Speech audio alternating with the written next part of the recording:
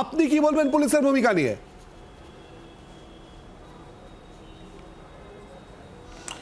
না, এ বিষয়ে আমার কিছু বলার নেই। কলকাতা পুলিশ তো যথেষ্ট দক্ষতার সঙ্গে কাজ করছে এবং তারা নিশ্চিত করে অপরাধীদের খুঁজে বার করছে এবং আমার বিশ্বাস খুব শিগগিরই আসল দুষ্কৃতী যারা তারা ধরা পড়বে। এখনো পর্যন্ত যারা ধরা পড়েছে সেক্ষেত্রে আসল মানে আরো মূল জায়গায় পৌঁছানোর কোথাও বাকি রয়েছে বলে আপনার নিজের ব্যক্তিগত স্তরে মনে হচ্ছে? আপনি বলছেন আসল দুষ্কৃতীদের কথা। হ্যাঁ, পুলিশ মহলের থেকে বা সংবাদপত্রের মাধ্যমে যেগুলো জানতে পাচ্ছি বা দেখতে পাচ্ছি তাতে তো মনে হয় না যে এইখানেই শেষ। আরও মনে হয় মাস্টার মাইন্ড আছে, প্রকৃত দোষী নিশ্চয়ই কলকাতা পুলিশ খুঁজে বার করবে। 3 বার আপনার বুকের কাছে ট্রিগার চাপার চেষ্টা হয়েছিল, খুনের চেষ্টা করা হয়েছিল, সেই জায়গায় কোথাও কি মনে হয় যে স্যাবোটেজের জায়গাটা রয়ে যাচ্ছে?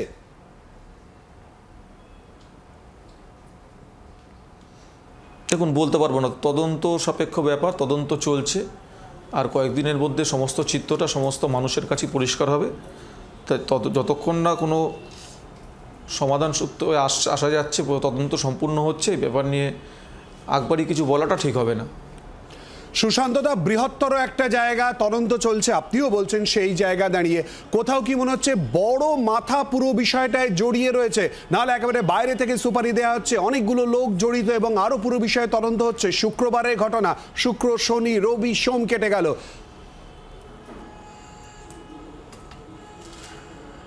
হয়তো বললাম, যত টাকার ইনভলভমেন্ট দেখানো হচ্ছে বা শুনছি, যে পদ্ধতি অবলম্বন করা হয়েছে, যেখান থেকে ডাকা হচ্ছে, যাদের ডাকা হচ্ছে, সব মিলিয়ে মিশিয়ে এটা ছোটোখাটো কোনো কাজ না, মনে হয় বড় কিছুই আছে এর পিছনে। আপনি নিজে বলেছিলেন আমাদেরকে সাক্ষাৎকার দিতে গিয়ে রাজনৈতিক কোনো সংস্রব নেই, কিন্তু জমির কথা, জমি মাফিয়ার কথা বারবার করে উঠে এসেছে বিভিন্ন ক্ষেত্র, বিভিন্ন সূত্র মারফত। আপনি কি বলবেন এ নিয়ে?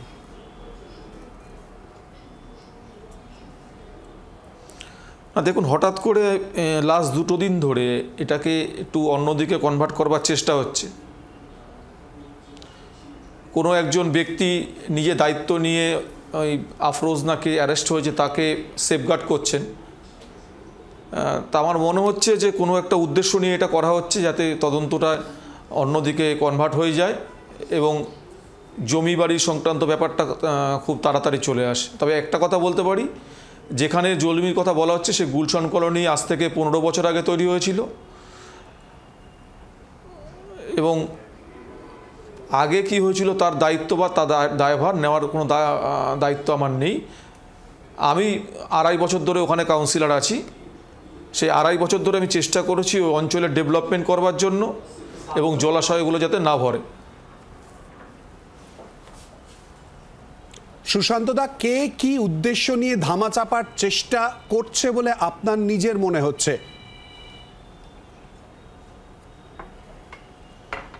আমি বলতে পারবো না, কিন্তু আমার মনে হচ্ছে যে এটাকে ডাইভার্ট করে দেওয়া। হঠাৎ করে একজন আসলো, সে অ্যারেস্ট হলো, অ্যারেস্ট হওয়ার পরে টিভির সামনে সে বাইট দিল, তার পুরো বাইটটা টিভিতে দেখানো গেল, সে নিজের ঘাড়ে সমস্ত দায়িত্ব নিয়ে নিল। এটা একটা অস্বাভাবিক লাগছে। 2000 টাকা স্কোয়ার ফিটে তার গুদাম দোকান নাকি কেউ দখল করে নিয়েছিল, অথচ পুলিশে কোনো অভিযোগ হলো না।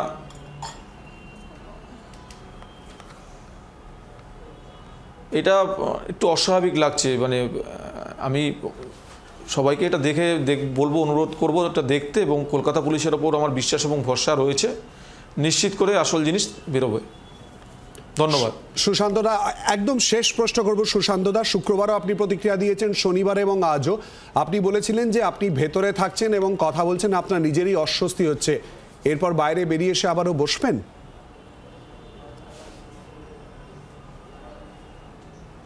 বসছি তো, আমি রোজই বসছি। আমি প্রত্যেক দিনই অফিস করেছি, এখন ইনফ্যাক্ট এখনও আমি অফিসেই বসে আছি। ধন্যবাদ সুশান্তদা। বাংলার আওয়াজ, বাঙালির আবেগ, জি 24 ঘন্টা।